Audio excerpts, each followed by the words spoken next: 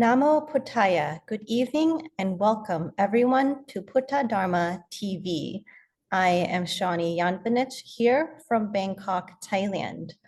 Our program begins today invoking the blessings of world peace. Here is a group of Sri Lankan Buddhist monks to bless the troubled world with a popular Buddhist chanting.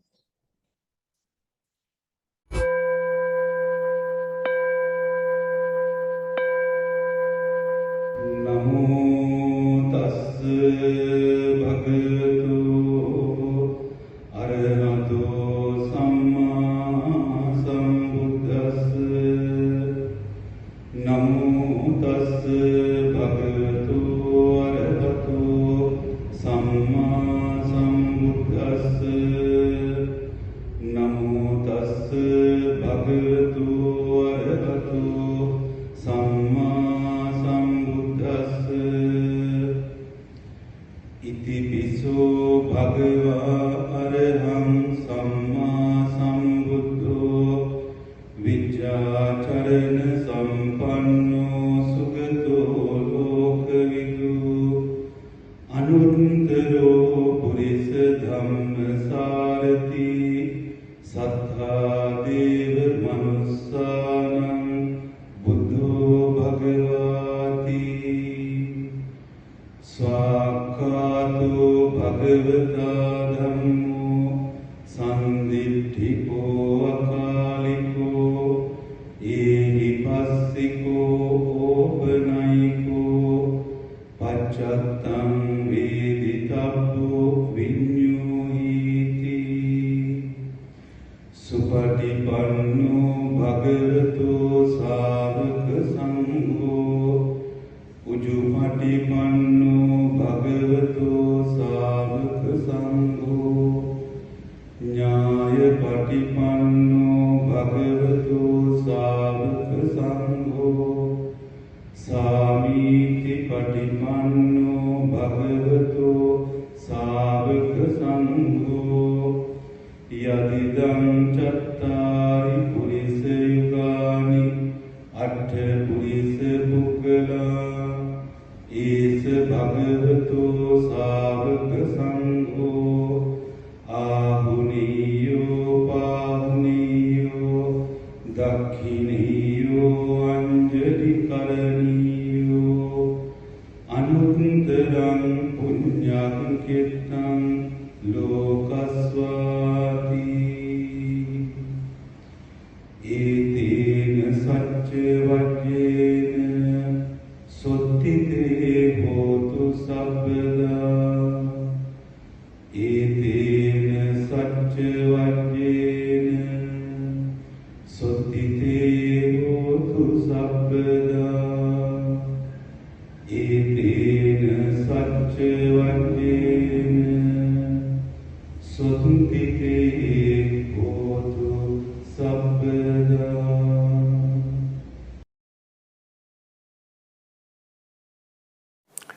So, in the morning I got on the old chugging ferry and went across the blue water of the Palk Straits and arrived in Sri Lanka. And near the pier was a railway station with two officers, customs officers. I walked in there and they asked me for my passport, which I gave them, and they said, "Where's your Sri Lankan passport?" I said, "I'm a monk, I don't have one." This created some difficulties. And also then they asked me how much money have I got, and I said I've got about 60 paisa, which is as nothing.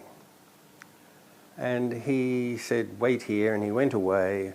And he came back and he gave me an entry visa, and some time later a man came up and gave me a ticket to Colombo, and so I had my first experience of the great regard and general hospitality and kindness Sri Lankan people have towards strangers and visitors, and particularly towards monks. When I arrived in Colombo, Venerable Sangharatana in Sravasti had given me the address of a friend of his who happened to be a senior monk. And so I made my way by foot. I'd arrived in a Sunday morning. There were virtually no people in the street. And the whole city, Colombo, looked very woebegone and messy, and it didn't look at all like a healthy city. And I arrived in, after about an hour's walking and asking a few people, I arrived at Sri Lanka Vidyalaya, which turned out to be one of the better monastic colleges in Sri Lanka.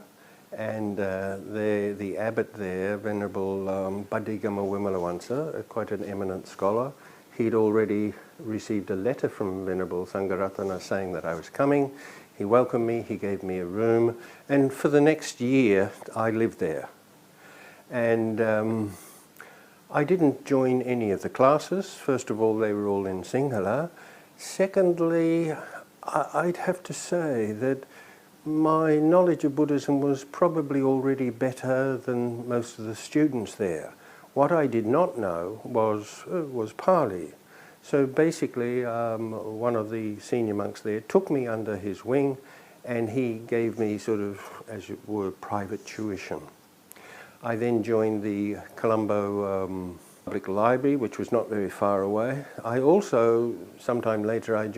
became a member of the Royal Asiatic Society, which had a truly magnificent library. And these were my resources. And over the next 12 months, I completely absorbed myself in Buddhism. Now, I mentioned before that when I was in India, for the most part, I went Pindacharya. So I had done that the whole time I was in India, and I never had any problems. So for the first few days in this monastic college, I attended the Dhanasala, where all the monks congregated together for their meals. And the meals were just absolutely dreadful. And one of the reasons for this was that they had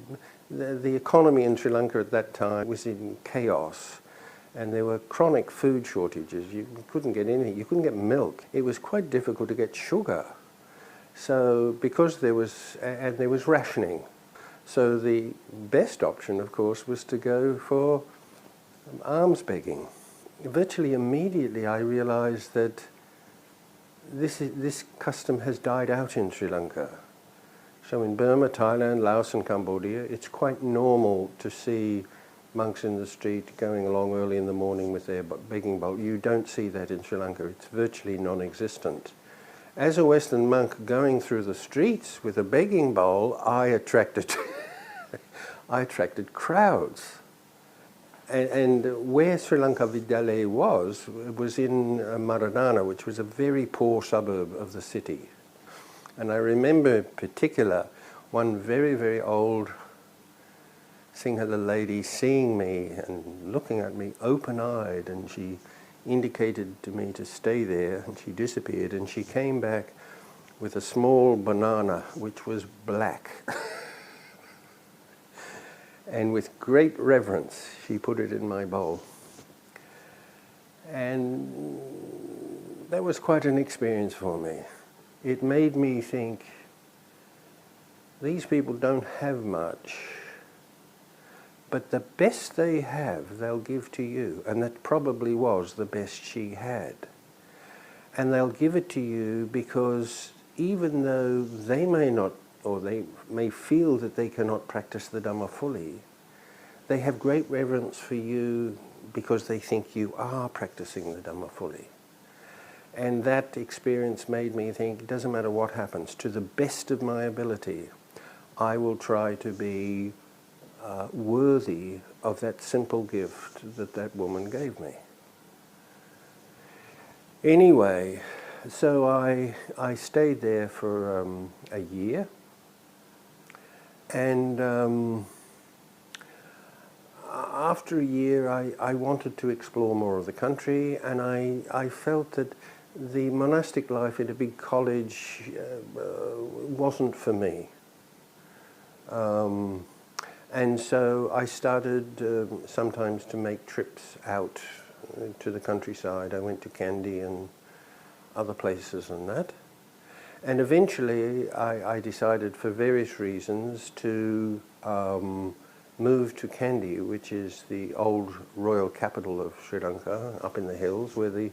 climate is quite pleasant, as opposed to Colombo, where it's pretty humid and hot. And I asked around. I found a temple where they would allow me to stay, and then I started living there.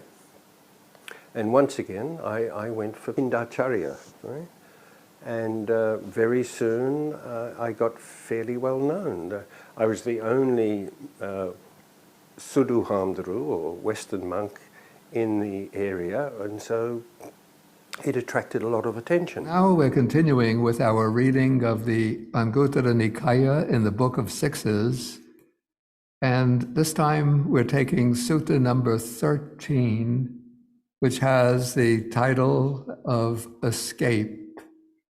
And you could see here that the theme are 6 elements of escape, Nisaraniya Dhatuyo. And the word, the Nisaraniya, is an adjectival form based on the noun is Nisarana,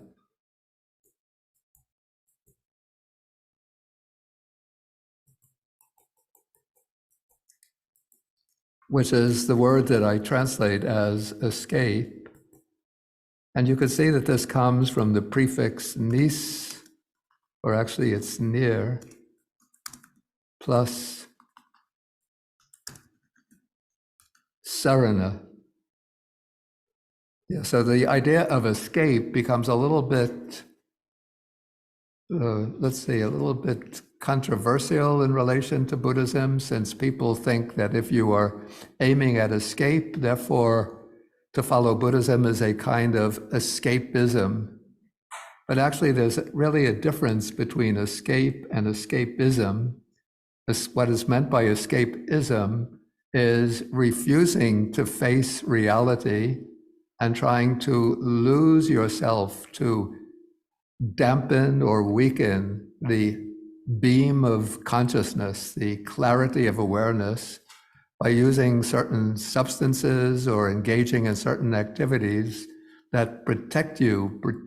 and prevent you from seeing into reality, seeing the truth. But what the Buddha's teaching aims at is nisarana, and the prefix near has the sense of out of, going out of, and sarana has the sense of going, or even running. So it's a way of going out, running out of undesirable conditions. And we see this word sarana in other contexts, the main part. We see it when we become a follower of the Buddha. What do we do? What is the primary activity to make one a follower of the Buddha? Sarana. Take refuge, Bhante. Yeah. So in English, in Pali, we say sarana gamana. So that is going for refuge. So the sarana is what brings one out and thereby serves as a refuge. So that is the Buddha, Dhamma, and Sangha. Yeah, there's another word with sarana, but we know it in a somewhat different form. Samsara, which comes from the verb sangsarati. So sangsarati is to go on, to continue going, to continue running, to run on, to wander on. And that is to wander on through jati samsara, the round of repeated birth and death. And so we could say that samsara and nisarana are in a way opposites. So as long as we remain blinded by ignorance and driven by craving or by the defilements, we wander and roam in samsara, and we samsarati, we wander on and on. But when we encounter the Buddha's Dharma, and then we take refuge, we go for refuge, we go saranang gacchami, Buddhang saranang gacchami. I go for refuge to the Buddha, Dhammang saranang gacchami. I go for refuge to the Dhamma, Sanghang saranang gacchami. I go for refuge to the Sangha. So we go for refuge, that's saranagamanang, and then we start practicing the teaching. And as we practice the teaching, then we are moving towards nisarana, going out, gaining release from these undesirable, oppressive, miserable conditions of repeated, potentially boundless and infinite birth, growth, aging, and death. Okay, so here in this sutta, the Buddha is going to explain 6 elements of escape.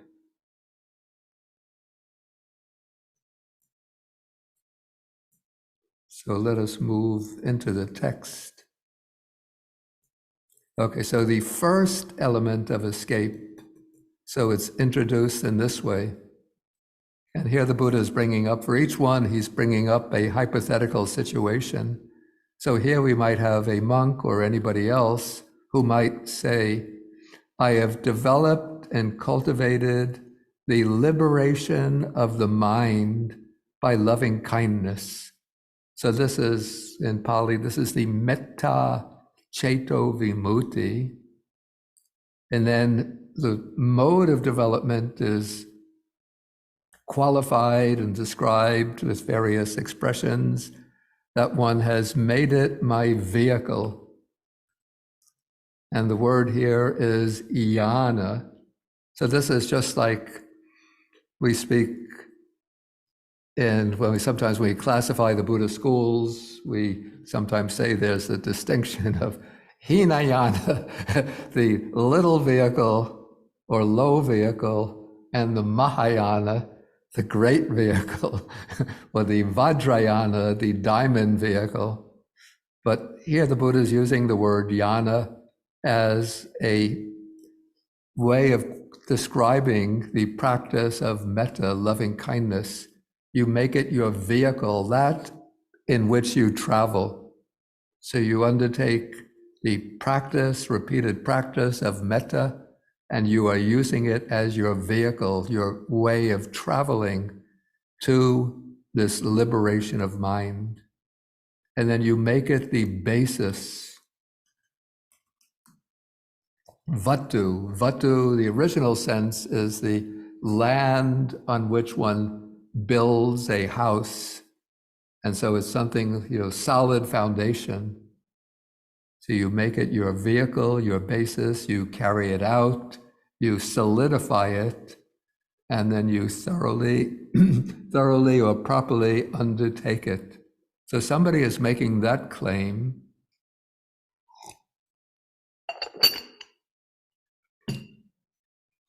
And yet he says that still sometimes ill will obsesses my mind, that this person will give rise to ill will, to hatred, to aversion. And so then the text continues, this person should be told, this monk who's making this claim, do not say so, do not speak in that way, don't misrepresent the Buddha, the Blessed One. The Buddha wouldn't speak in such a way. Then the important point, it's impossible and inconceivable that you could develop and cultivate the liberation of the mind by loving kindness, even to this extent, in all of these ways, and yet ill will could still obsess your mind. There is no such possibility, for this is the escape from ill will, namely the liberation of the mind by loving kindness. Okay, this passage needs a little bit of unpacking. First, the text speaks about the liberation of the mind by loving kindness. Do you see the notes file? Is that visible? Yes, Bande. Okay. Yes, Bante, we can see it. Okay, so we have the liberation of the mind by loving kindness.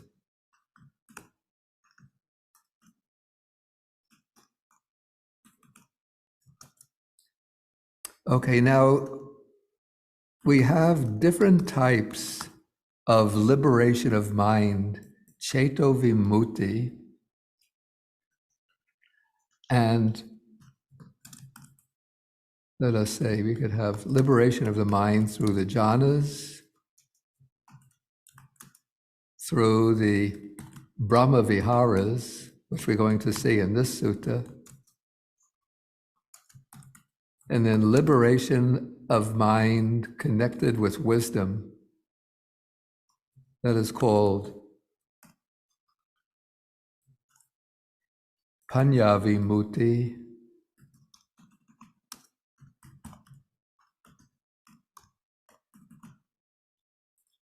That is the liberation of mind that comes about through liberation by wisdom. And that is also called the unshakable liberation of mind.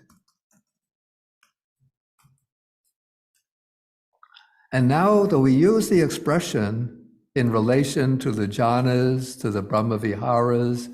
that we use the expression liberation of mind, that expression does not mean that through these practices, the mind is totally liberated, completely liberated from the defilements, but rather this kind of liberation through the jhanas, through the divine abodes, the Brahma Viharas, is still shakable. It's not invulnerable. It's not a final or perfect liberation of mind, but it is a kind of temporary liberation of mind by which the defilements are held in check and can't arise and obsess the mind and take control of the mind. But the defilements are still present in a kind of subtle, suspended state. Yeah, the commentaries sometimes make a distinction of 3 levels at which the defilements can occur.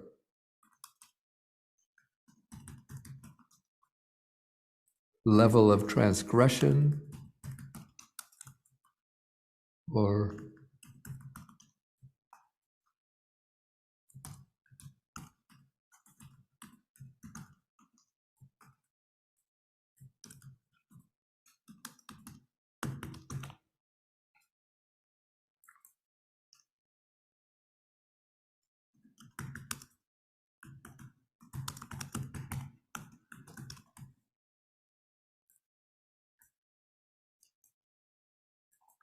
so at the level of transgression, the defilement is strong enough to motivate some, you could say, defiled or unwholesome action of body or speech. So that is a defilement manifesting in action. Okay, the second level, the defilement doesn't manifest in action, but it gains possession of the mind. It appears in the mind. Maybe we'll call this mental manifestation.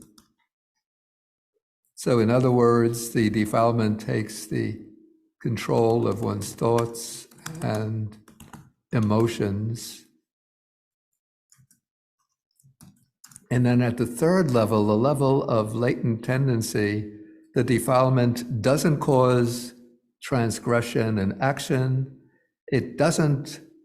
crop up into the mind. It doesn't manifest in thoughts and emotions, but the defilement remains still in a latent condition.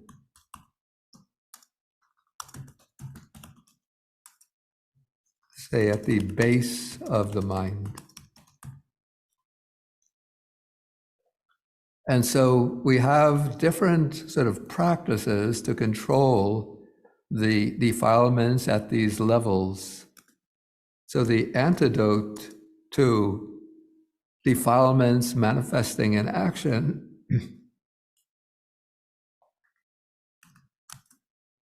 the antidote to this will be observing precepts and other ethical codes. The antidote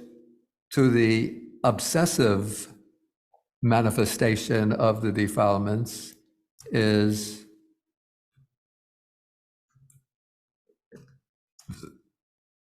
basically the practice of samadhi meditation.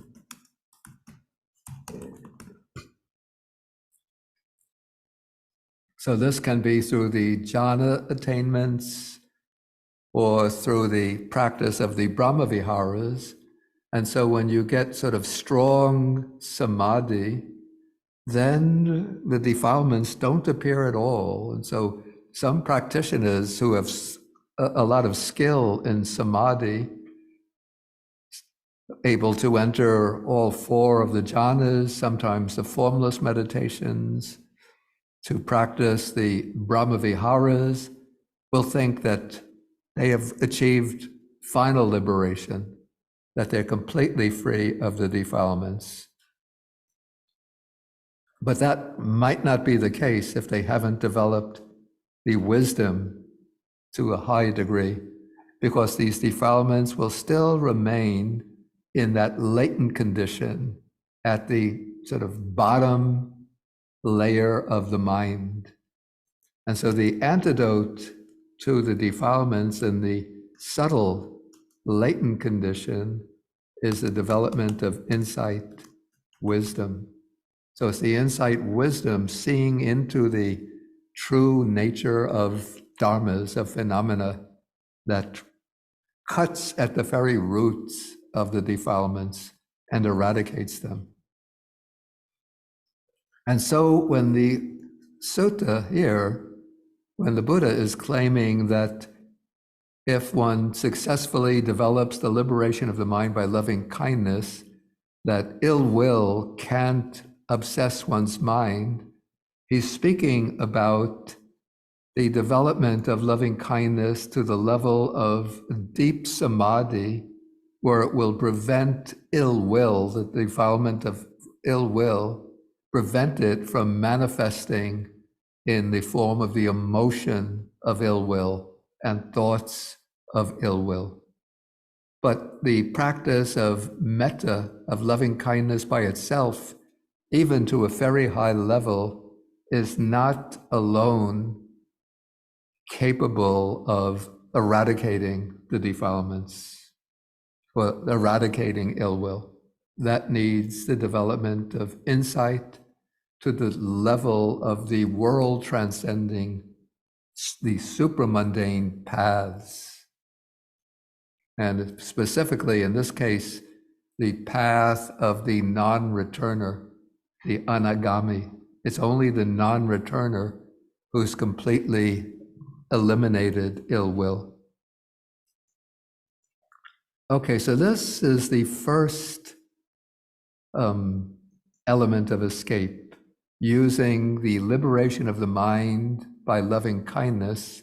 as the way of escaping from ill will. And I have to add also, even though this kind of liberation of the mind is not the final liberation, but still for just about all of us, it's beneficial to do the practice of the loving kindness meditation, even if we don't reach that level of deep samadhi, of the true Brahma Vihara through the practice of loving kindness, but we can, from time to time, make it our vehicle, get in and travel in it, and you'll see that it brings great happiness and peace and loving thoughts and feelings towards others, and it will have the effect of also creating harmonious relations in whatever community you are immersed in, whether family, neighborhood, society. It's always beneficial. Okay, now we come to the next element of escape, and that is actually the first four, as you'll see, are going to be the four Brahmaviharas, the divine dwellings. So now we come to the second element of escape, and that is the liberation of the mind by compassion. And so the difference between metta and karuna, of course, compassion is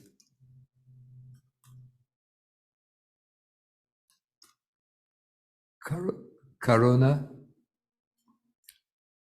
So metta is the wish for the well-being and happiness of others, actually oneself and others. And then compassion is said to be the quality that makes the heart tremble or shake with the suffering of others. And compassion manifests in the wish for those who are afflicted with suffering to be free from suffering. And so first you establish loving kindness because you wish good for others, wishing others to be well, happy, and safe. And then when you witness or hear about others undergoing suffering, then that loving kindness transforms into the wish for those afflicted people to be free from suffering. And so you develop the liberation of the mind by compassion. And then the sutta says that you make it, this is what the person is claiming, that they've developed this liberation of the mind by compassion, made it their vehicle, and so forth. Yet the thought of harming, I think this is vihesa, which is related, I think it's just a variant on the word vihingsa, still obsesses my mind. That is the thought of harming others, of inflicting injury upon others, of exploding in violence towards others, either physical violence or verbal violence, insulting others, hurting their feelings, speaking sarcastically to others, or even at the subtler level, just giving rise to these thoughts and intentions of harming others. So that is considered the sort of direct opposite, the enemy of compassion. When you have compassion, when you witness other people undergoing suffering, then you want to rescue them from suffering. If you don't have compassion, in fact, if you have the opposite kind of mind, the mind of cruelty, then when you see others undergoing suffering, then you might delight in their suffering and even encourage some to inflict suffering on others. Okay, so that is what is said in the sutta, but I would also, and this is my own personal opinion, that there's another kind of subtler enemy, a softer enemy of compassion. Any idea what that might be?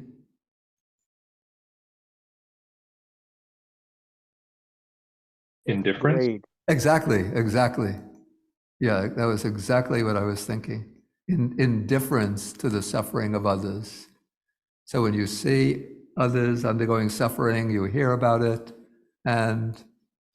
you just think, that's the way it is, or that's their problem. I'm not going to deal with it. Or it doesn't concern me, so let me just go my way. Okay, so continue. Yeah, one could give a whole speech about that, but I won't do that now. Because I think,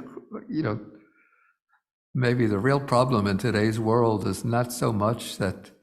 people actively indulge in thoughts of harming others,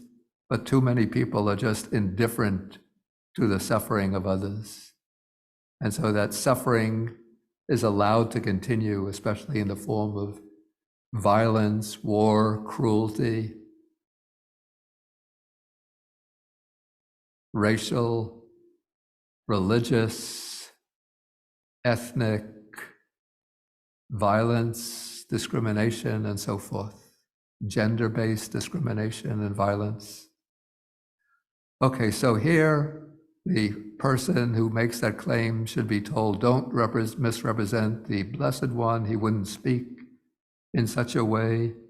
And then it's impossible and inconceivable that if one develops and cultivates this liberation of the mind by compassion, makes it one's vehicle, that the thought of harming or injuring others could arise and take control of one's mind. So again, this is said with reference to somebody who has developed the meditation of compassion really to the extent of a full-fledged Brahmavihara, that liberation of mind, so that it is utterly overshadowed and suppressed all tendencies towards harm and affliction and inflicting harm on others. But it doesn't mean that that tendency to harm others has been eradicated. Again, that tendency can still be there at the level of the latent tendencies. And unless it's uprooted by wisdom, if the person doesn't continue to maintain the development of compassion, then that thought of harming or of injuring others can arise again. So this is really, we could say it's a temporary, or maybe provisional is better. It's a provisional escape from the thought of harming, the liberation of the mind by compassion.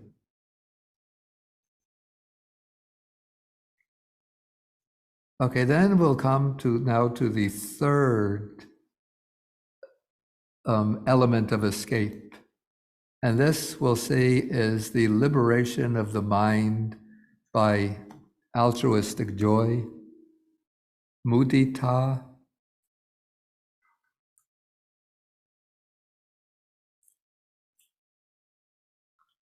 And yeah, it's a little difficult to translate this word, concisely without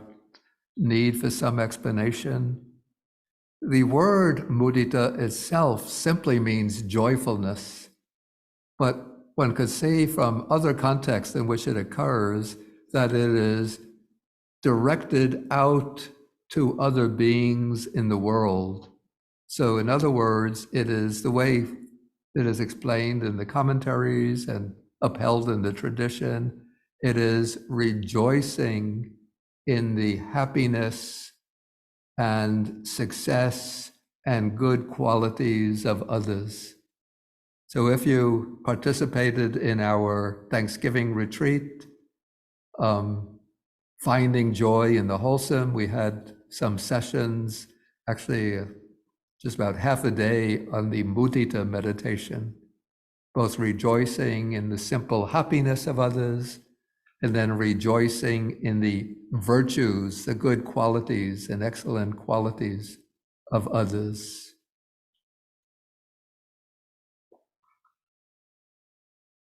Okay, so that is the liberation of the mind. So this meditation of altruistic joy can be developed to the level that it becomes an actual liberation of the mind. Again, it's a temporary, provisional liberation of the mind. but one which is solid, enduring, and which keeps all the defilements in check. And the defilement which is said here to be directly opposed to mudita is discontent, arati. So we could say that this is unhappiness, discontent, lack of delight. I remember Nyanamoli in some places, Venerable Nyanamoli had used the word boredom. I don't really know if I would go along with that. But arati, it's simply the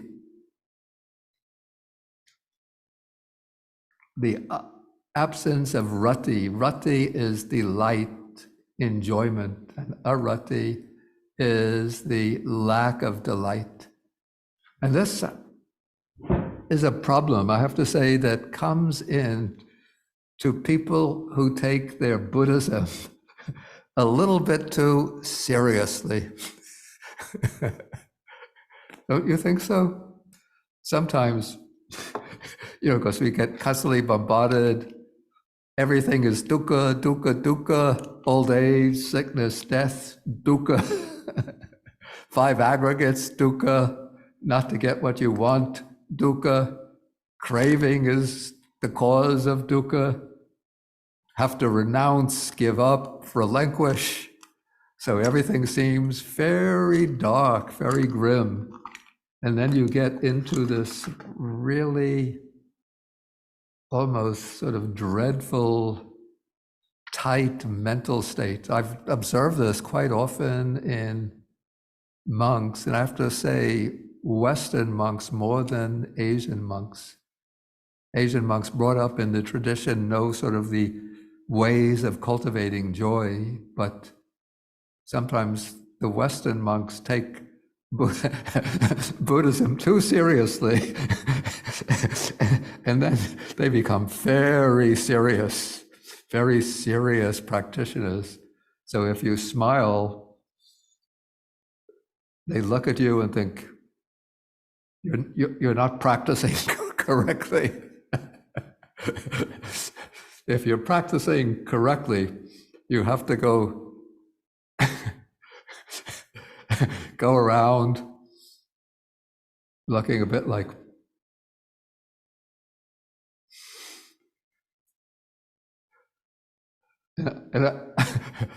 I've even noticed, this is when I was in Sri Lanka, when we look at sort of the official photographs of eminent Sri Lankan monks, for some reason, they think when they pose, they always have to have that, that grim expression on the face. And I know some of them, and when you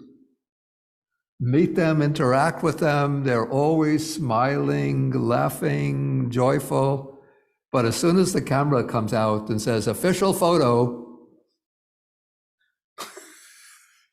the face changes.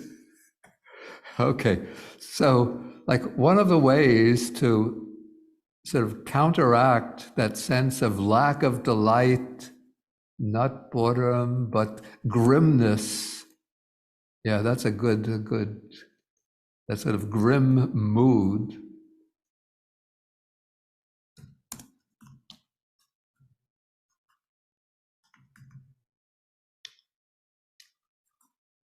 Or ultra seriousness is through the developing the mind of altruistic joy. So again, it's to be made a vehicle and so forth. And then somebody comes along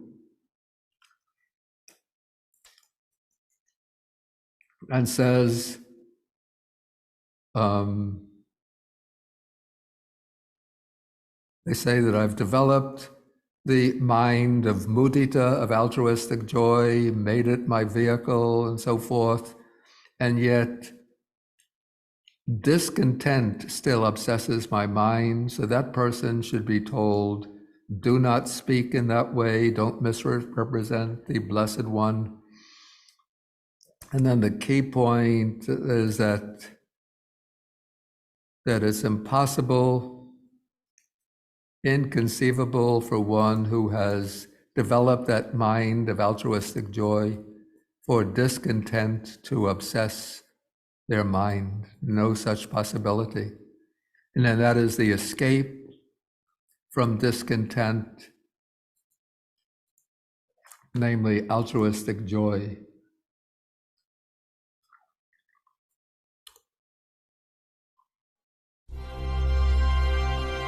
กตาหกะชาดก ชาดกว่าด้วยคนขี้โอ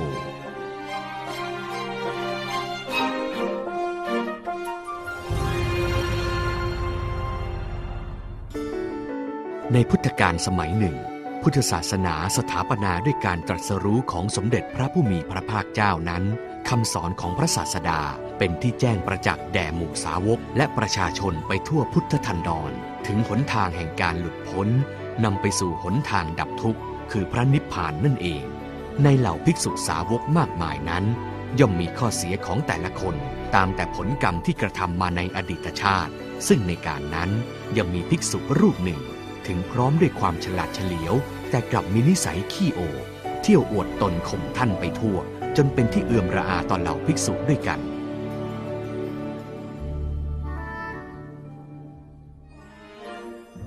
นอกจากพระศาสดาแล้วในพระเชตวันแห่งนี้ก็จะหาใครที่ฉลาดกว่าข้าไม่มีอีกแล้ว ข้าภูมิใจตัวเองจริงๆ ดูสิท่านภิกษุขี้โอผู้นั้นเดินดุมๆมาทางนี้แล้วกระผมว่าเราไปที่อื่นกันดีกว่านะท่านดีท่านรีบไปเถอะเราเองก็ไม่อยากจะเสวนากับคนขี้โอเหมือนกันคนอะไรก็ไม่รู้โอได้ทุกเรื่องเชื่อเขาเลยใช่กระผมละเอือมจริงๆจะโอกับเขาบ้างก็ไม่มีอะไรจะโอเนี่ยเหมือนกันเลยนิสัยขี้โอของภิกษุผู้นี้ล่วงรู้ในข่ายพระญาณของพระบรมศาสดาพระพุทธองค์จึงปรารภธรรมชาดกเพื่อโปรดแก่ภิกษุมักโอรูปนั้นดังนี้ในอดีตกาลณพาราณสีนครพระเจ้าพรหมทัตเสวยราชสมบัติครองบัลลังก์อยู่นั้นประชาชนต่างอยู่กันอย่างผาสุกภายใต้การปกครองของพระองค์ในขณะเดียวกันพระโพธิสัตว์ก็ได้เสวยพระชาติเป็นอัครมหาเศรษฐีครองสมบัติมากมายเหลือขนานับวันหนึ่งภรรยาของท่านพร้อมทั้งทาสีทาสในเรือนก็ได้คลอดบุตรในวันเดียวกันนั่นเอง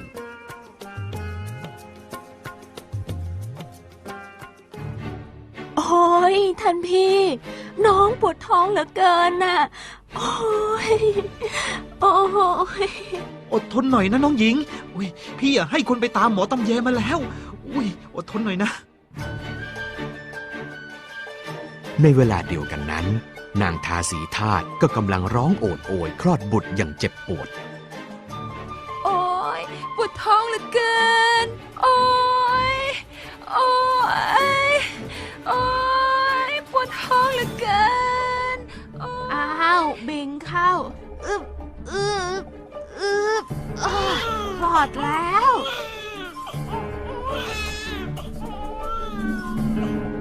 ลูกของเราเป็นยังไงบ้างจ๊ะดูสิจ๊ะน้องหญิงหน้าตาน่าเกลียดน่าชังโตขึ้นต้องเป็นหนุ่มรูปงามเหมือนพี่แน่ๆเลย แหมท่านพี่นี่ไม่ค่อยเห่อลูกเท่าไหร่เลยนะจ๊ะเด็กทั้งสองนั้นเติบโตมาด้วยกันเมื่อบุตรท่านเศรษฐีได้เข้าศึกษาร่ำเรียนหนังสือก่อนลูกทาสของท่านก็ถือกระดานชนวนตามไปพลอยได้เรียนหนังสือกับบุตรเศรษฐีนั้นด้วยแม้ได้เขียนได้อ่านเพียง2-3 ครั้งลูกทาสนั้นก็ฉลาดในถ้อยคำฉลาดในโวหารโดยลำดับอีอึอูกอไก่ขอไข่1 บวก 1เป็น2 2 บวก 2เป็น4 เรานี่ช่างฉลาดจริงๆเลยสอบได้ที่1อีกแล้ว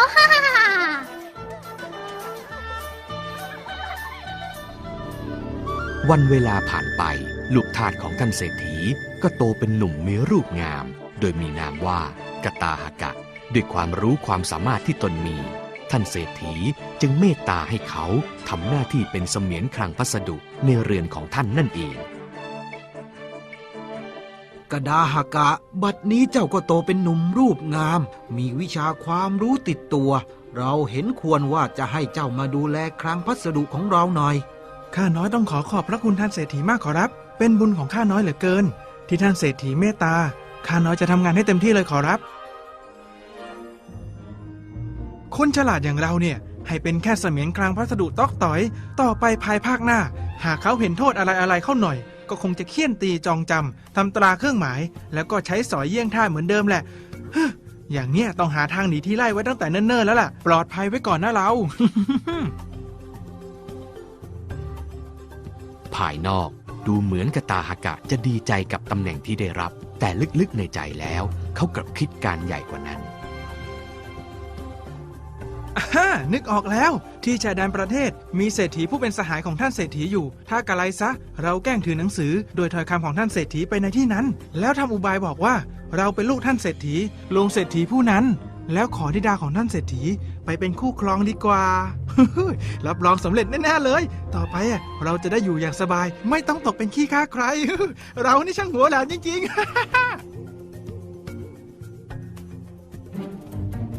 กตาหกะถือหนังสือที่ตนปลอมแปลงขึ้นใจความว่าข้าพเจ้าส่งลูกชายของข้าพเจ้าไปสู่สำนักของท่านเพื่อความสัมพันธ์ฐานเกี่ยวดองกันระหว่างข้าพเจ้ากับท่านและระหว่างท่านกับข้าพเจ้าเป็นการสมควรขอให้ท่านได้โปรดยกธิดาของท่านให้แก่บุตรคนนี้เถิดแล้วให้เขาอยู่ในที่นั้นแม้ข้าพเจ้าได้โอกาสแล้วจึงจะมาในภายหลังจากนั้นกตาหกะก็ใช้ตราของท่านเศรษฐีประทับในจดหมายถือเอาเสบียงและของหอมกับผ้าเป็นต้นไปตามชอบใจแล้วลักลอบหนีไปสู่ปัจจันตชนบทตามอุบายที่ตนวางไว้แต่แรกข้าแต่ท่านเศรษฐีขอรับมีบุรุษหนุ่มรูปงามมาขอพบขอรับเขาบอกว่าเป็นบุตรเศรษฐีสหายแห่งท่านมาจากกรุงพาราณสีขอรับเจ้าจงเร่งนำตัวกุมารผู้นั้นมาพบเราเร็วเข้ามาจากไหนกันเล่าพ่อคุณ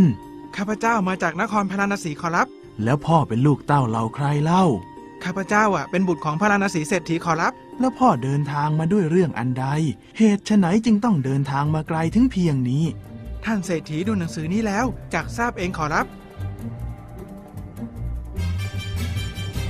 เมื่อเศรษฐีอ่านหนังสือที่กตาหกะปลอมแปลงขึ้นก็หลงเชื่ออย่างสนิทใจยังความดีใจมาสู่ตนเพราะหวังในทรัพย์สมบัติอันมากล้นของเศรษฐีแห่งนครพาราณสีนั่นเอง คราวนี้เราจะอยู่อย่างสบายละบริวารของท่านเศรษฐีมีเป็นอันมากเศรษฐีชนบททำการต้อนรับขับสู้กตาหกะเป็นการใหญ่น้อมนำข้าวยาคูและของเปรี้ยวรวมถึงผ้าที่อบด้วยของหอมใหม่ๆมาให้กตาหกะแต่ด้วยนิสัยขี้โอของกตาหกะก็นึกติเตียนขึ้นในใจโถ่เอ้ยคนบ้านนอกทำของเคี้ยวต้มข้าวยาคูกันแบบนี้เองหรือเนี่ยคนบ้านนอกก็อย่างนี้แหละนะไม่รู้จักใช้ผ้าใหม่ๆอบของหอมร้อยกองดอกไม้ก็ไม่เป็นด้านเศรษฐีแห่งกรุงพาราณสีเมื่อไม่เห็นกตาหกะก็เอ่ยปากถามไถ่ทาสในเรือนด้วยความเป็นห่วงเราไม่พบหน้ากดาหกะเลยมันหายไปไหนเนี่ยพวกเจ้าช่วยกันออกตามหาทีเถิดขอรับท่านเศรษฐีเฮ้ยมีใครเห็นตัวกตาหกะบ้างไหมพวกข้าออกตามหาจนทั่วเมืองแล้วยังไม่เจอตัวเลยมันหายหัวไปไหนของมันนะเนี่ยเจอตัวเมื่อไรจะเคี่ยนให้หลังลายเลยนี่ข้าว่านะเจ้ากตาหกะคงจะไม่ได้อยู่ในเมืองนี้แล้วล่ะแต่ในทันใดนั่นเองเฮ้ยเจอแล้วมีคนเห็นเจ้ากตาหกะเนี่ยมันอยู่แถวชายแดนชนบทโน่นนะบ้าไอ้นี่มันไปทำไมที่ชายแดนชนบทเรารีบไปเรียนท่านเศรษฐีกันเถอะเหตุอันไม่สมควรที่กตาหกะกระทำนั้นสร้างความไม่พอใจแก่ท่านเศรษฐีจึงรวบรวมข้าทาสบริวารออกไปตามจับตัวกตาหกะมาลงโทษข่าวท่านเศรษฐีเดินทางไปสู่ปัจจันตชนบทแพร่สะพัดไปทั่วกรุงจนล่วงรู้ถึงหูกตาหกะ ท่านเศรษฐีจะมาที่นี่คงไม่มาด้วยเรื่องอื่นต้องมาด้วยเรื่องเราแน่ๆถ้าเราจากหนีไปซะก็คงไม่อาจจะกลับมาที่นี่ได้อีกจะทำยังไงดีนะเฮ้ยคิดออกแล้ว เราต้องไปพบกับท่านผู้เป็นนายแล้วกระทำกิจของทาสทำให้ท่านโปรดปรานให้จงได้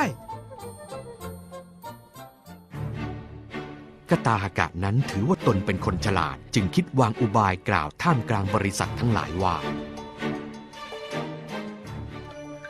พวกคนพาลอื่นๆไม่รู้คุณของบิดามารดาในเวลาที่ท่านบริโภคเนี่ยก็ไม่กระทำความนอบน้อมบริโภคร่วมกับท่านเสียเลยส่วนเราเนี่ยในเวลามารดาบิดาบริโภคย่อมคอยยกสำรับยกกระโถนเข้าไปยกของบริโภคเข้าไปให้น้ำดื่มก็หาให้มิได้ขาดซ้ำยังพัดวีให้เย็นสบายดังนี้แล้วประกาศกิจที่พวกทาสต้องกระทำแก่นายทุกอย่างตลอดถึงการถือกระออมน้ำไปในที่รับในเวลาที่นายถ่ายอุจจาระปัสสาวะ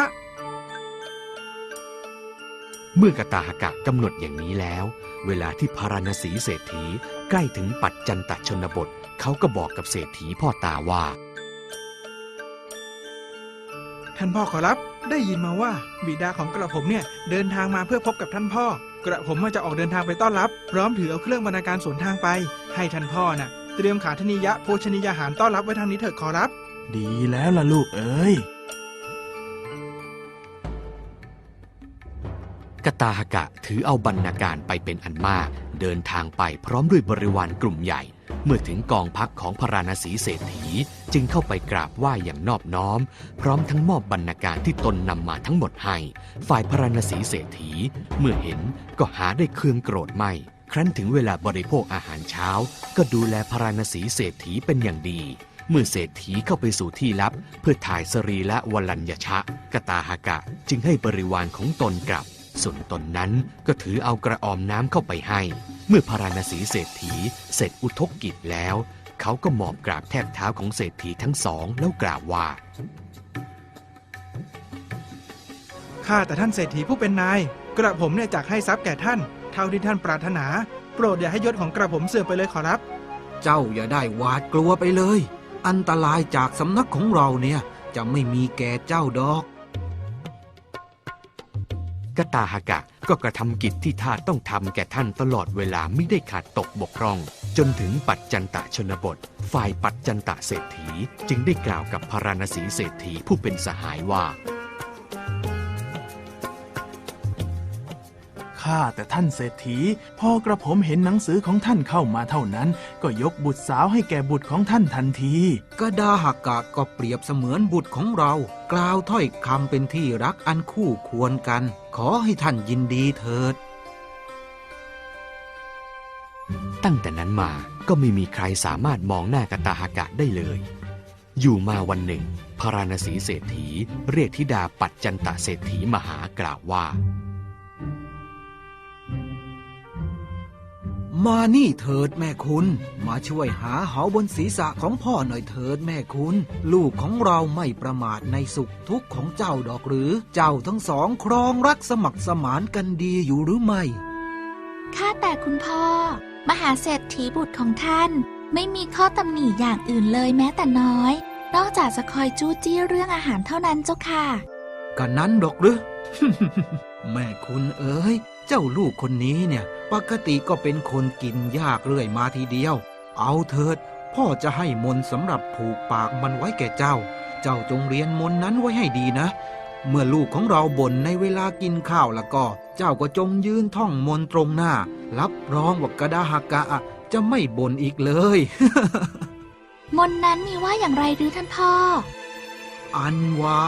คันตะวานะทูเสยยะเจ้าจงจำให้ขึ้นใจนะแม่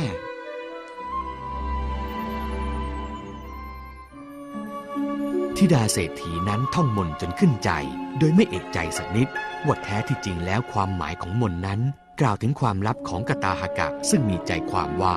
เพราะย้อนทางไปทำกิจของทาสให้แก่นายแล้วเจ้าจึงพ้นจากการถูกเฆี่ยนด้วยหวายอันจะถลกหนังสันหลังขึ้นและการตีตราทำเครื่องหมายทาสแต่หากเมื่อใดเจ้าขืนทำไม่ดีนายของเจ้าพึงตามประทุษร้ายถึงเรือนนี้ด้วยการเฆี่ยนด้วยหวายตีตราเครื่องหมายทาสและประกาศกำเนิดของเจ้าเหตุนั้นกตาหกะเอ๋ยเจ้าจงละความประพฤติไม่ดีนี้เสียบริโภคโภคะทั้งหลายเถิด อย่าทำให้ความเป็นทาสของตนปรากฏแล้วเป็นผู้ต้องเดือดร้อนในภายหลังเลย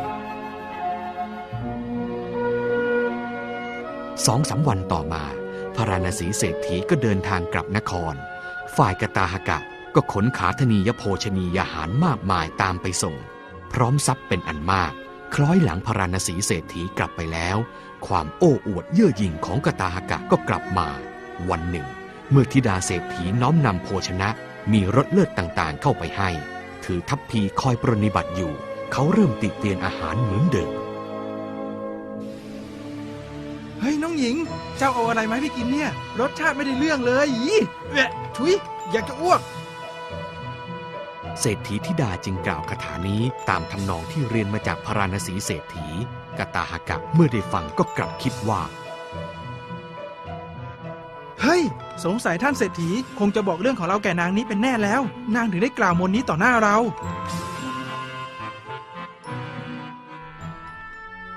ตั้งแต่นั้นมาเขาก็ไม่กล้าติเตียนอาหารอีกเหมือนเช่นก่อนจนในที่สุดก็สามารถละมานะนี้ได้บริโภคตามมีตามได้ไปตามยถากรรม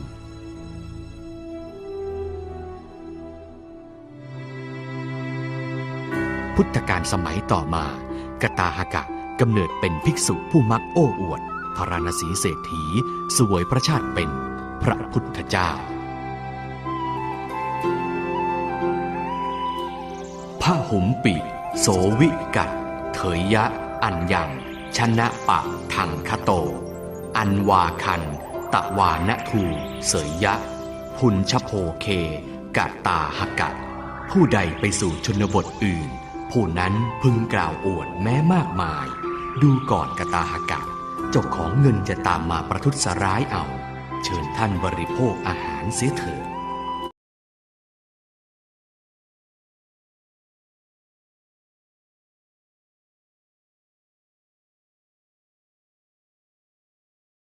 นะโมตัสสะภะคะวะโตอะระหะโตสัมมาสัมพุทธัสสะนะโมตัสสะภะคะวะโตอะระหะโตสัมมาสัมพุทธัสสะนะโมตัสสะภะคะวะโตอะระหะโตสัมมาสัมพุทธัสสะ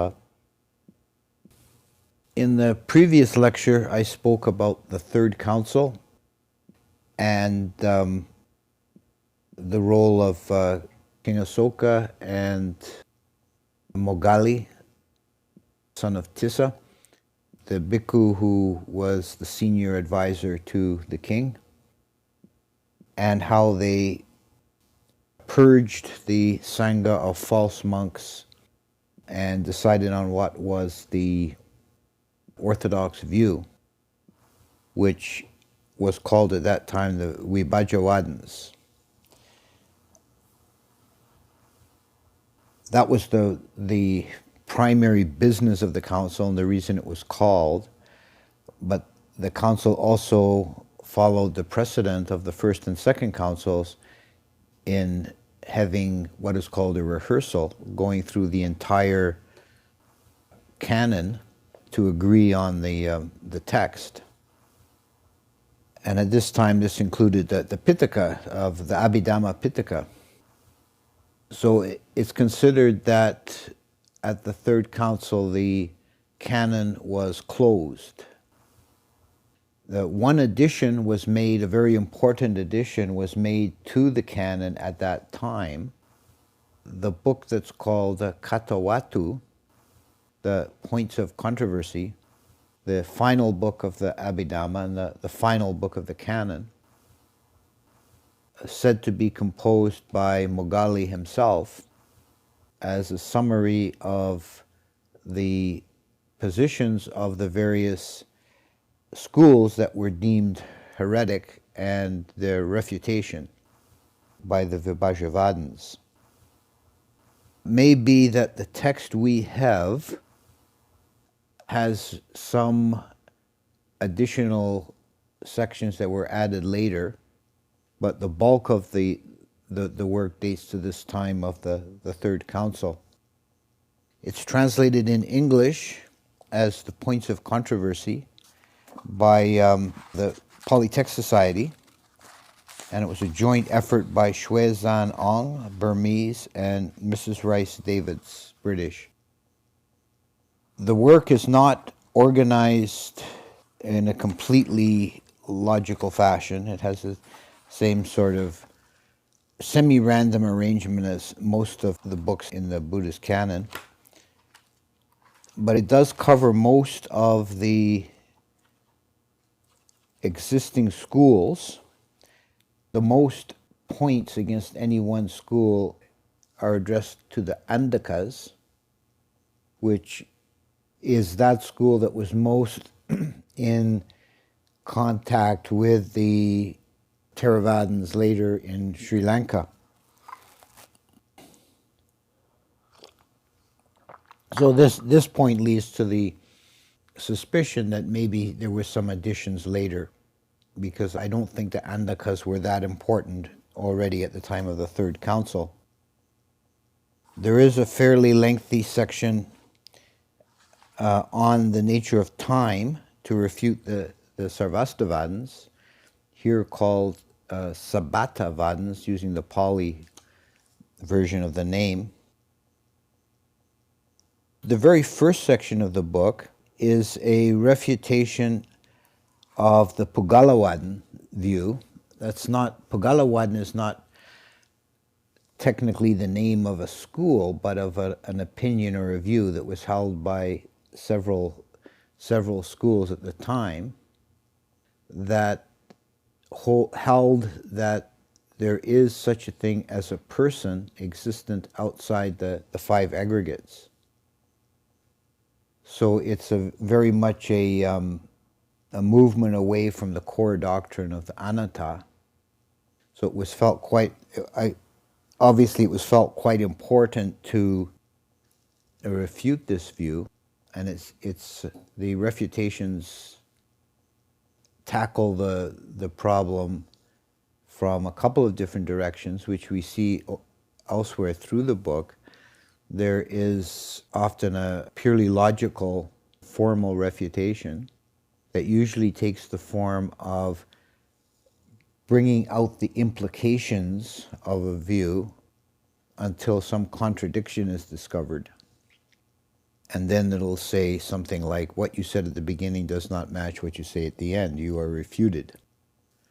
The other line of argument is scriptural, to cite sutta references.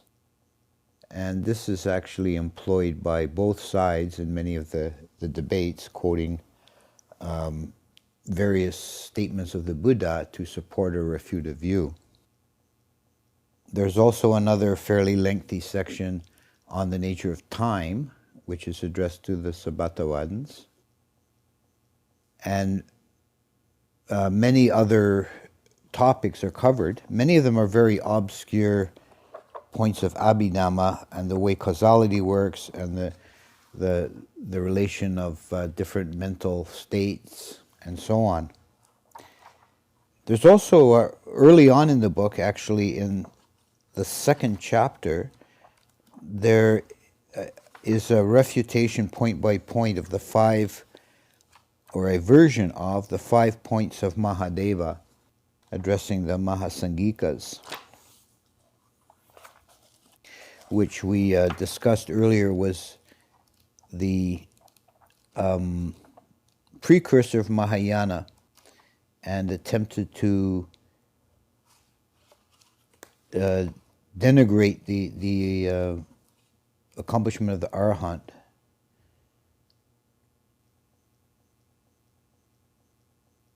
The very first one of these, I'm looking for it in the book now,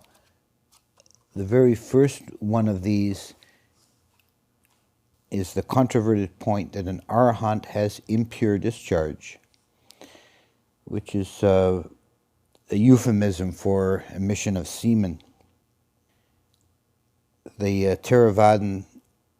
says, you contend that he may have, yet you deny that in an Arahant there remains any lust, sense desire, or assailing passion, any fetter, flood, bond, or hindrance of sensuality. But this denial commits you to negate your proposition. You admit that the average worldling may have this one and the other, both desire and physical result. But then you must also admit both true in the case of Arahant. What is the cause of that physical impurity which you impute to the Arahant? And the interlocutor, who's identified as a Pubasilia, one of the schools that adhered to this Pugalawadan doctrine, says, the Devas of the Mara group convey it to the Arhat. Have then these Devas themselves that physical impurity? No, in them it is non-existent. Then you should not say that they convey it to the Arhat. From who do they convey it? Not, you affirm, from their own bodies, nor from that of the Arhat himself, nor from other beings, which is absurd. You deny also that they affect the conveyance through the pores of the body. Then you should also deny that they convey it at all. What you allege is the reason of their conveying it. Their idea is we shall cause doubt as to his attainment. Is there a doubt in an Arhat? If you reply no, then your argument falls through. If you reply yes, then you must admit that an Arhat may hold doubts about the teacher, the doctrine, the order, the ethical training, the beginning and end of time, either or both, and about things as happening through assignable causes, which is absurd. The average man holds doubts about such things, but an Arhat does not. And this argument goes on for some pages, which indicates that these 5 points of, and this is only the first of the 5 points, that these 5 points were considered important enough to address seriously,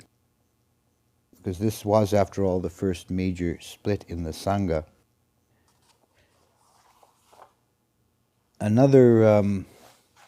important topic is addressed, as we said, the Mahasamgikas. Besides denigrating the status of an Arhat, they exalted the state of a Buddha to a kind of deity-like position. And one of the controversies is addressed to the Vetulyakas, which was a group of Mahasamgikas that said that it is not right to say the exalted Buddha lived in the world of mankind. They held that the Buddha never left to see to heaven, but only sent a nimitta, a created form to the earth, to an illusory form to promulgate the teachings. The Theravada reply is, but are there not shrines, parks, settlements, villages, towns, kingdoms, and countries mentioned by the Buddha?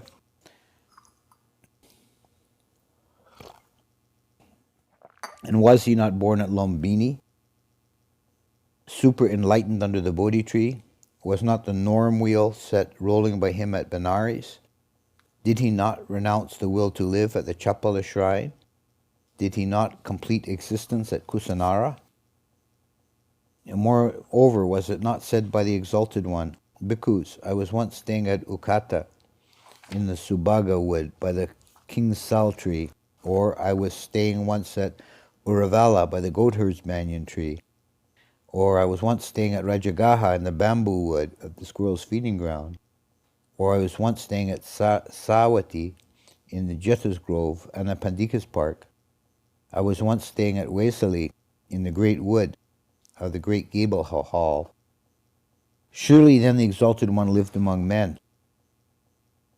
And the interlocutor says, but did not the Exalted One, born in this world, enlightened this world, having overcome the world, undefiled by the world, hence it is surely not right to say the Exalted One lives in the world of mankind. This is another peculiarity of the Katawatu, that in many of these discussions, the non-Theravadan school often gets the last word, as in this case. There's no further text on that point. But then it goes on, the very next question is that it is not right to say the Exalted One himself taught the norm, meaning that's their translation for the Dhamma. The Exalted One himself taught, it is not right to say the Exalted One taught the Dhamma. By whom then was it taught? By the special creation, by the nimitta. Then this created thing must have been the conqueror, the master, the Buddha, supreme, the omniscient, all-seeing Lord of all, judge of appeal of all things. I again ask, by whom was the norm taught? And then the debater changes his position, and he says, by the Venerable Ananda, then he too must have been the conqueror, the master, etc. But was it not said by the Exalted One, Sariputta, I teach the norm concisely, and I may teach it in detail, and I may teach it both ways. It is only they who understand that are hard to find. So surely the Buddha himself taught the norm. And the position of the Mahasangikas is in this section is brought out in a few other examples. One is that even the excreta of the exalted Buddha excelled all other odorous things. And we find this odd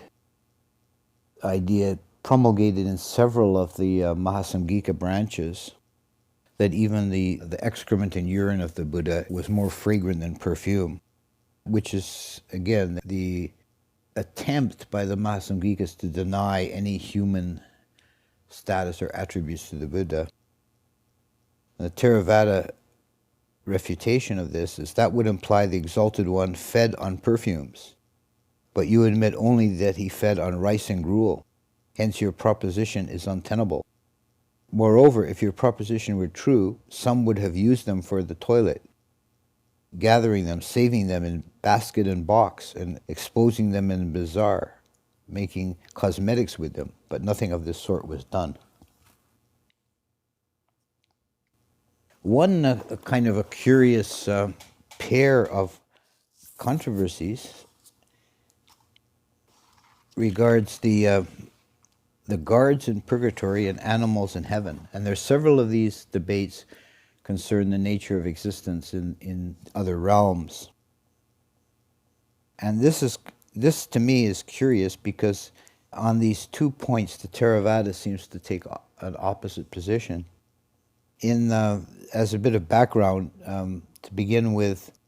what this translator calls purgatory, often they call hells. They're the Naraya realms, the realms of suffering for those who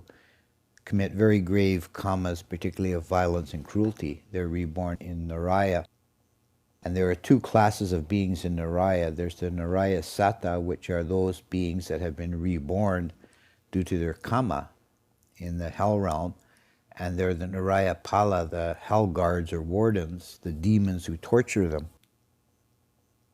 And it was the Theravada position that the Naraya Pala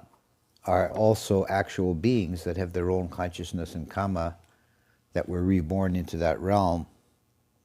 But other schools, such as the Andakas, held there was no such beings, they're only illusions generated by the kama of the sufferer. The Theravada says here, do you imply there are no punishments inflicted in the purgatories? You maintain the contrary, but you cannot maintain both propositions. You admit that on earth there are both punishments and executioners. You deny the latter exist in purgatory. But then the very next controversy concerns animals in heaven. Heaven being the sagas, the realms of the devas. In many of the accounts, particularly in the Omanawatu, of the heavenly worlds, when the pleasures and beauties of the world are described, they often include things like songbirds and white horses that pull the chariots and so forth. The Theravadins held that these are not real animals, but only illusions. So they take the opposite case here relative to the hell worlds. So the controverted point, and it's not identified which school held this, but one of the heretic schools held the position that animals may be reborn among the devas. The Theravadan reply is, do you then imply that conversely devas are reborn as animals? Or that the deva world is an animal kingdom? That there may be found moths, beetles, gnats, flies, scorpions, centipedes, earthworms? You deny all this, then you cannot maintain your proposition. But is not the wonderful elephant Aravana there, the 1,000 wise yoked celestial mount? But are there also elephants and horse stables there, and fodder and trainers and grooms? Well,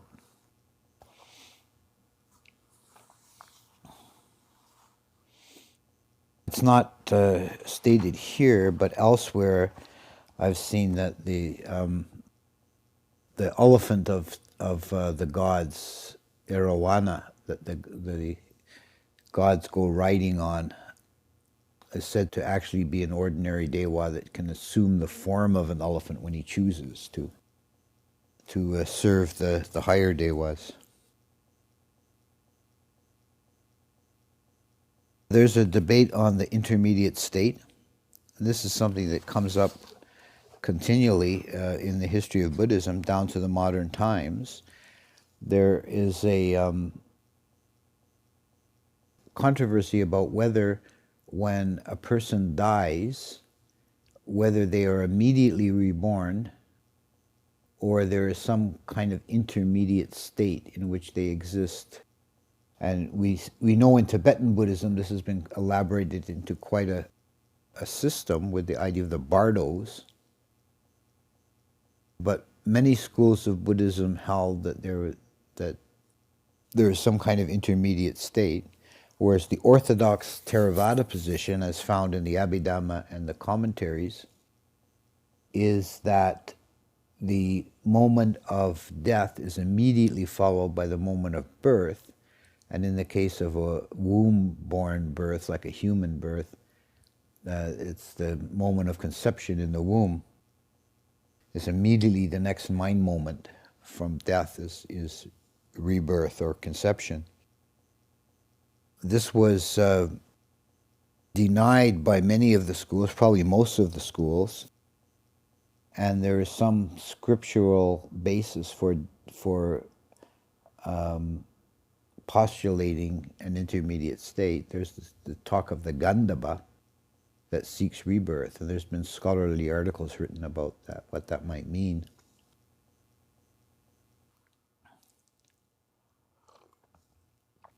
I would say even to the present day, although the official kind of academic, highly orthodox Theravada position is there's no intermediate state, the common belief in most Buddhist countries is there's some kind of a intervening period where the person exists as a kind of a ghost before taking rebirth. I'll just deal with a couple more here. One is the controverted point that our religion is or has been and may again be reformed or made new. And the commentary says, because after the three councils, the differences in our religion were settled, some, for instance, certain of the Uttarapatakas held that it has been reformed, and there was such a person as a reformer of the religion, and it is possible yet to reform it. And the Theravadan replies, what then has been reformed? The applications of mindfulness, satipatthana, the supreme efforts, the steps to iti, the moral controls, the moral forces, the 7 branches of enlightenment? Or was that made good which has been bad? Or was that which was allied with various things, intoxicants, fetters, ties, yokes, floods, hindrances, infections, graspings, and corruptions, been made free therefrom? You deny all this, but your proposition implies one or the other. Do you mean that anyone has reformed the religion founded by the Tathagata? If so, in which of the doctrines enumerated has he effected a reform? Again you deny. So this is resting on the idea that the expressions of the Tathagata, of the Buddha, were the supreme statement of Dhamma for this age, and that it cannot be improved upon or reformed, which of course opens the door. This position held by the Uttarapatakas opens the door to new doctrines, and is again could be seen as a precursor of Mahayana. Finally, there's one more that could be seen here as a precursor not only of Mahayana but of Vajrayana and of Tantra, that was held by some of the Andakas and Vatulyakas that sexual relations may be entered upon with a united resolve. And this is explained as meaning that sexual relations may be entered into out of a feeling of sympathy or compassion, not passion merely. And by those who are worshipping, as it may be, at some Buddha shrine and aspire to be united in their future lives. And do you imply that, this is the Theravadan reply, do you imply that a united resolve may be undertaken which does not benefit a recluse, does not become a bhikkhu, or that it may be undertaken by one who has cut off the root of rebirth, meaning an arahant, or when it is a resolve that would lead to a parajika offense, or when it is a resolve by which life may be slain, theft committed, lies, slander, harsh words, burglary, robbery, highway robbery, adultery, sacking and looting of village and town? You must be more discriminating in your use of this term united resolve. This is important because one of the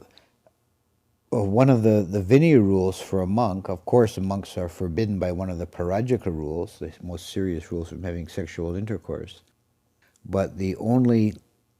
rule that touches on what a monk may teach or promulgate is a Pachitya offense, a middling class offense, for a monk to teach that what has been declared by the Buddha as a hindrance is not a hindrance, meaning indulgence in sensuality. The one point that the Buddha felt was important enough to make a Vinaya rule regulating the teaching. So there were already some branches who were disregarding that and were opening the door to the kind of tantric approach. So this book is available, as I said, in English translation. It's an interesting study, and it's one of our principal sources for knowledge about the other schools of Buddhism, which in a way is kind of an unfortunate limitation, because many of these schools we only have descriptions of their doctrines from their adversaries. There's this book from the Theravada, and there's a similar sort of text from the Sarvastivada called the Vibhasa that has a section on that deals with the heresies of different schools. Many of the other schools, their own writings are lost or very fragmentary. So we're relying on these sorts of works to give us some image of what these different schools were teaching. But this also served for the purpose within the Theravadan Sangha later. It served a purpose, first of all, of clarifying and specifying the exact position of the Theravada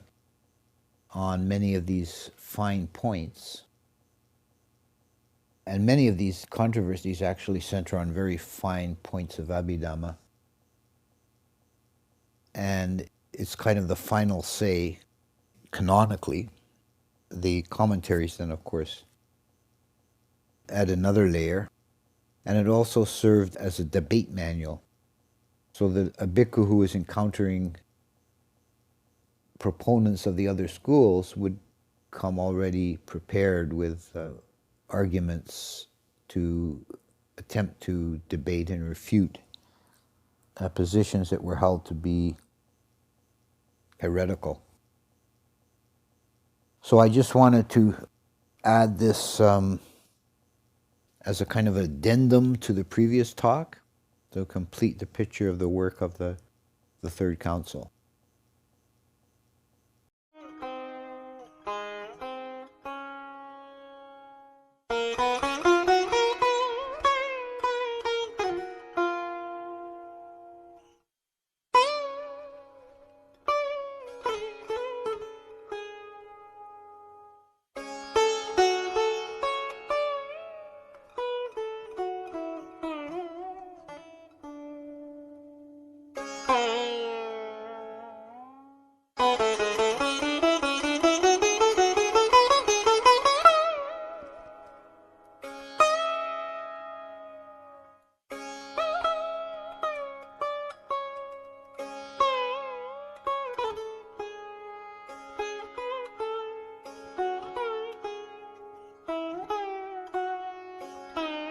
Well, that's all for tonight. I am sure that everyone can benefit from our program. If you have any questions, please contact us at info@buddhadharmatv.com. See you tomorrow and good night. Namo Buddhaya.